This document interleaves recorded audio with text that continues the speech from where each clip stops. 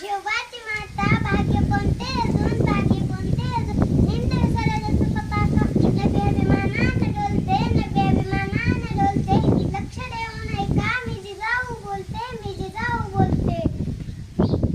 मी जिजाऊ बोलते मी जिजाऊ बोलते आमचा जन्म जाधवांच्या घरी झाला त्यावेळेस दारादारात रांगोळ्या काढण्यात गेल्या तोरणं लावण्यात गेली आणि हत्तीवरून साखर वाटण्यात गेली आईच्या इच्छेमुळे 6 भाषा शिकलो शिव छत्रपती हे आमचे धाकटे पुत्र होते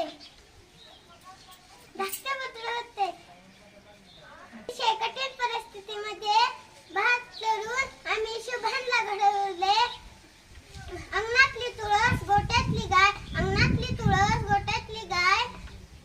घरातली माय यांच्याकडे जर कोणी वाकड्या नजरेने पाहिले तर त्यांची